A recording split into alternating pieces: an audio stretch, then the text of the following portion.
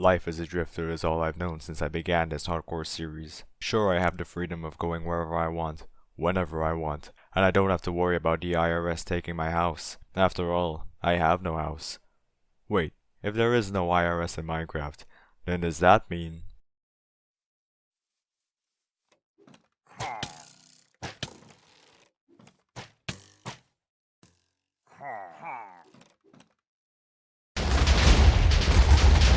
However, with all this freedom comes a crippling realization. Am I truly free, or is this sense of freedom simply a prison? You saw this coming. We've killed everything. We've built machines to drain the resources from every dimension. So naturally, like any self-respecting human being, the next thing we have to do is pollute the world. Don't look at me like that. We've been doing this for centuries, but it's a problem when I do it in a block game. How are we going to pollute the world, you might ask? Do you see this naturally formed mountain? Pretty nice, isn't it? We'll start with that. I'm gonna be building a volcano. But not just any volcano. Volcanoes are cool, but usually only serve one purpose. To serve as an eyesore. Which is why this volcano will also double as our new base of operations. F houses. What do you think I am? Some sort of peasant? We're going big and beyond. And it all starts here. So to start off, I began by hollowing out the inside of the mountain. Originally I thought the best way to do this was by using TNT. Okay, so I've dug out an outline for the hole and I've placed TNT going around this entire line. Hopefully this works. And it did work, quite well actually. Using TNT I was able to create an outline I wanted. The problem? I didn't have enough TNT. So I ended up making a haze 2 beacon and mining out the majority of stone by hand. The f is that? And just like that, the hole was done. With the crater finished, I began construction on the volcano itself. The volcano. It's time for an important question. Which materials would I use to build said volcano? The way I saw it, I had two options. I could either build it out of stone or a brown block. Let's talk about stone first. I had a cobblestone generator after all. It wouldn't be a bad idea. Wrong, it was a horrible idea. Stone? The entire mountain is already made out of stone. Do you know how horrible that would look? At that point, covering the crater with a flat stone roof is more respectable than making a volcano out of stone. How about a brown block? Brown wool? I had a wool farm. Wrong again. Brown wool is flammable. In the end, I had two choices. Brown terracotta or brown concrete. The problem with brown terracotta is that it's quite expensive. You either have to mine it or you have to craft it.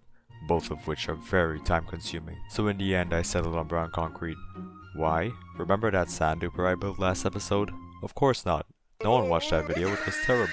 The sand duper can also do concrete, and using a very intricate system, I was able to not only AFK concrete powder, but also turn that powder into concrete by using nothing but a little ingenuity. This is how much concrete I have acquired over the span of 2 days. I say 2 days, but it was actually 5 hours over the span of 48 hours. After stocking up on concrete, I began making the outline of the volcano. Let's talk about my inspiration for this build.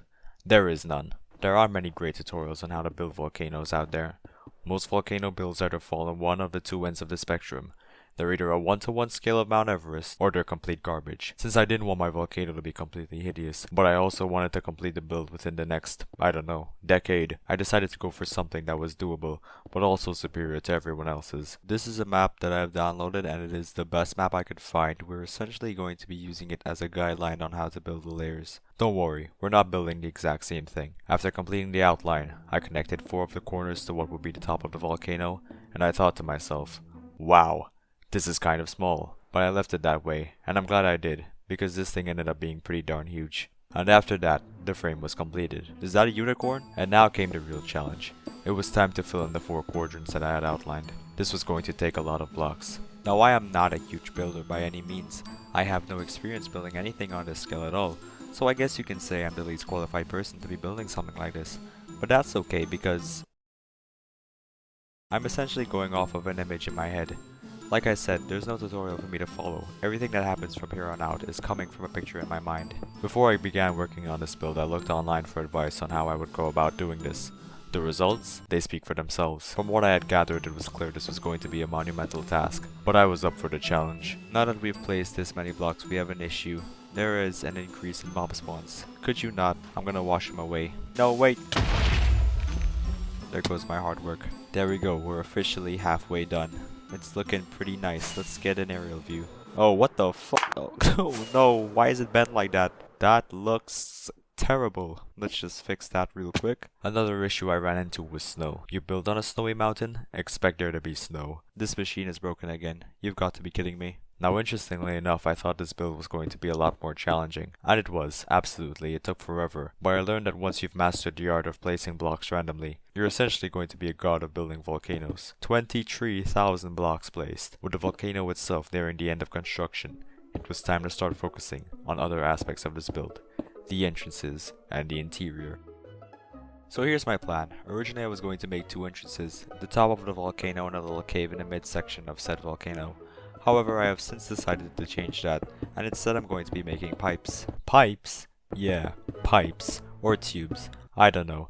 Does it make sense? No. But neither does Rick and Morty. The idea was I was going to have 2 tunnels leading into the volcano that would lead you to different levels of the interior, and they would specifically be designed so that you could fly through them via the elytra. To build these pipes I was going to need deep slate, so I flew into the nearest cave and began strip mining. Now here's my design for the tunnel. This is the first one I've come up with. It uses some variations of deep slate and some of the... It looks terrible. It's the ugliest thing I've ever seen. So here's another one. A little better, right? It incorporates some sea lanterns and walls. But the problem is, these are going to look horrible if I build them like this. So I actually ended up having to build them diagonally. And this is what I've come up with.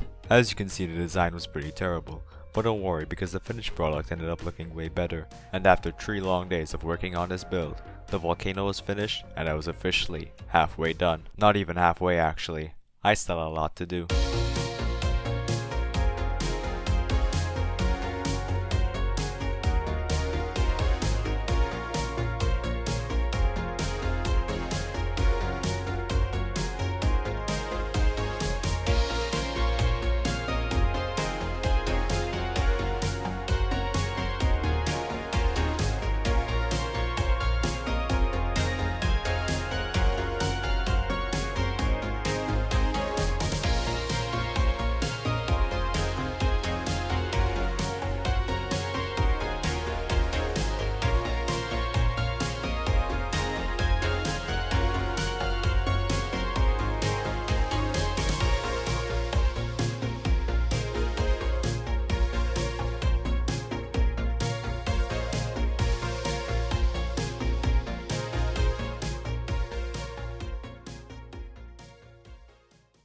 So I began working on the tunnels, and let me tell you, this was an absolute nightmare. According to my footage, it took me 2 hours to build both of these pipes. In the end, however, I was quite satisfied with the design. Personally, it was a 10 out of 10, never again. All that remained after that was adding some detail using some terracotta I had mined in the Badlands biome. We're using terracotta here because it's a darker shade of brown compared to the concrete. The darker shade of brown surrounding the pipe, I mean tunnel, is going to give it some more depth and give it that protruding look. Wow, that looks hideous. I also outlined a path where I wanted to place lava, so it looks like the lava is overflowing from the side. Now, does it make any sense that there's lava overflowing even though there's no lava on top of the volcano?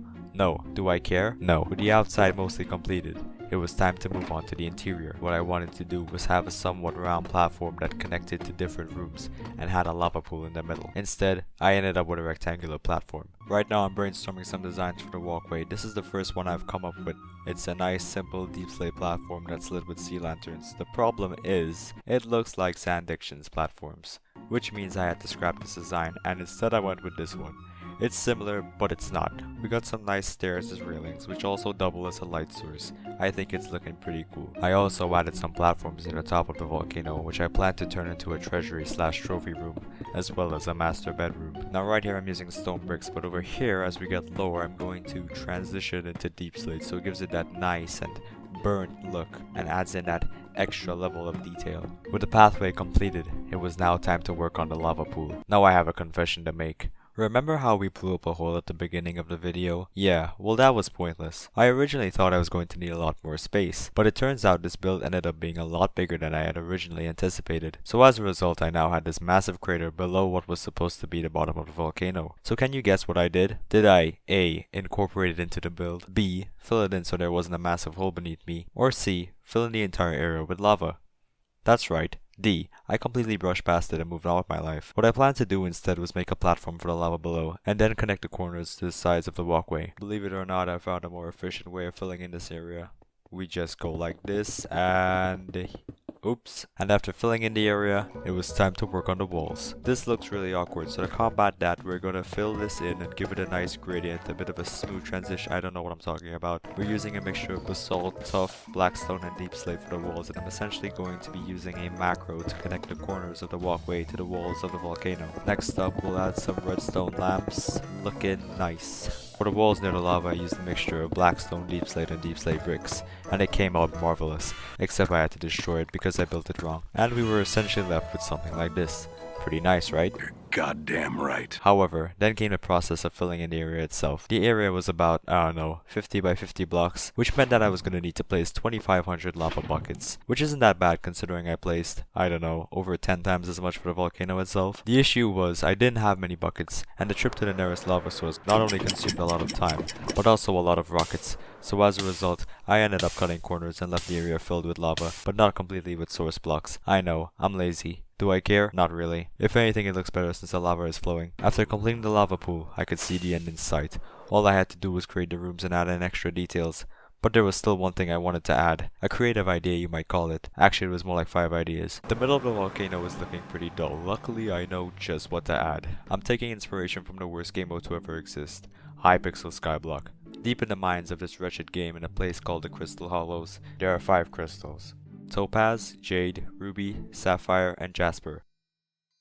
Why is this important? Because I'm going to be building 5 stars inspired by these crystals. I want it to look like they're rising from the lava or something, and they'll serve as a light source as well as a nice decoration. I know, I'm a creative genius. Stop the cap! This meant I was going to need dye. Do I know anything about mixing colors? No. What happens when you mix red and blue? You get purple, okay. Yellow and red, orange, red and green. Oh. So after running around in the fields, I began making the crystals in the center of the lava pit. Right here I'm going to put the topaz crystal, and each one is slowly going to be rising up from the lava. I think that'll look pretty cool. And the final crystal was the Jasper crystal, the purple one. In Skyblock, this crystal represents the strength stat. It's kinda the best one, so naturally it had to be bigger and tower over the rest. Finally, or semi-finally, it was time to work on the rooms. I wanted there to be 3 rooms. One for a portal, one for a smeltery, and one for storage, and some other crap. So I made the rooms, but I wasn't satisfied. These were looking pretty awful. A floating box just existing there? Gross. So to combat that, I designed entranceways that resembled those cool looking Japanese gates, but also had a touch of ancient cityness to them as well, and the end result was looking pretty damn amazing. But it felt like we were missing something. Soul lanterns. And where do you find soul lanterns? That's right, ancient cities. Lucky for me there's one right below us. Look, the warden won't mind, he's blind anyways.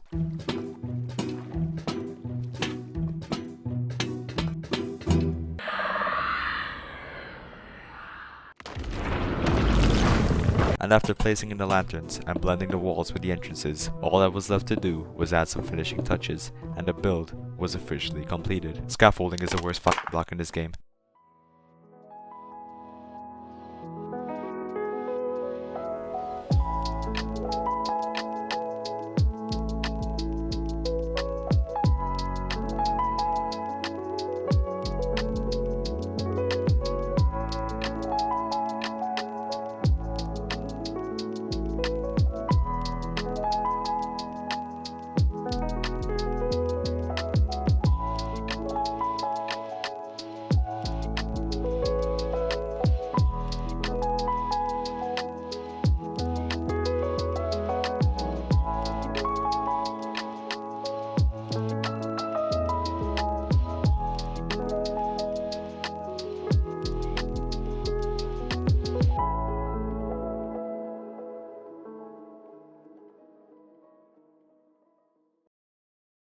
Marvelous, isn't it? So how long did this build take? Well, I started on the 11th and finished on the 16th, but ended up taking a day off because, yeah, at the end I had placed over 31,000 pieces of concrete, and when I started I was on day 250 of this world. Now I'm on day 373. In the end the build came out pretty good. It did stray a little from my original vision, but I was satisfied with what it had become. It was a great big, giant volcano base. Stand aside, Cookie Man. There's a new volcano in town, and it doubles as a base.